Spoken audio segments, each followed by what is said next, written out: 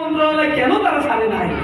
চিন্তা করা যায় মানুষ কত অকৃতজ্ঞ আর মেধাহীন হলে এই জাতীয় কথাবার্তা বলতে পারে। আমরা বলছি আমাদের যারা এমপি ছিল তোমাদের সাথে সহযোগিতা করেছিল 18 জন, তাদের নামে তো স্যার এরা পয়সা দুর্নীতি পাওয়া যায় নাই। আর দুর্নীতির দায়ে তোমাদের পার্টি নেতা থেকে সুপার ক্লাসের নেতা সবই তো জেলখানায় ছিল। এগুলো কি মনে নাই তোমাদের? এখন আবার এসে বলে দুর্নীতি মুক্ত বাংলাদেশ গড়বে। জুলাইয়ের পরে এই তরুণ সমাজকে ওরা বোকা মনে করছে, তারা দুর্নীতি মুক্ত বাংলাদেশ গড়বে। এটা তো শয়তান শুনলে শয়তানও মাঝে মাঝে মুচকি হাসে, জোরে হাসে। চাঁদাবাজ মুক্ত বাংলাদেশ গড়বে, অথচ চাঁদাবাজি করতে গিয়ে এই ঢাকায় পাথর মেরে প্রকাশ্য দিবালোকে মানুষকে হত্যা করছে। এরা মানুষ না, এরা পশুতে পরিণত হয়েছে। ক্ষমতায় যাওয়ার আগে 232 জন মারতে পারলে ক্ষমতায় যাওয়ার পরে কত মানুষের জীবন নিবে এগুলো হিসাব করে রাখি।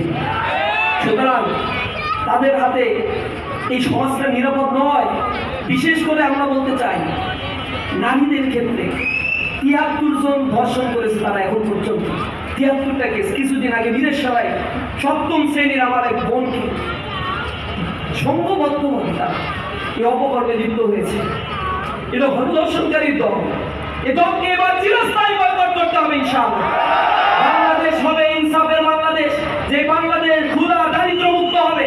যদি এই বাংলাদেশকে দুর্নীতি মুক্ত ভাবে গড়ে তোলা যায়, বাংলাদেশের যে পরিমাণে বাজেট হয় এই বাজেট যদি ঠিক মতো বণ্টিত হয়, তাহলে বাংলাদেশের উন্নয়ন করা মাত্র সময়ের ব্যাপার ছাড়া কিছুই না।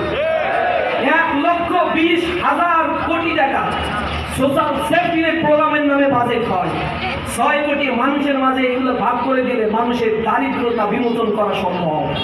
কিন্তু সোশ্যাল সেফটি নেট প্রোগ্রামের টাকাগুলো দরিদ্র কৃষকের কাছে, দিন মজুরের কাছে, অসহায় মানুষের কাছে যায় না।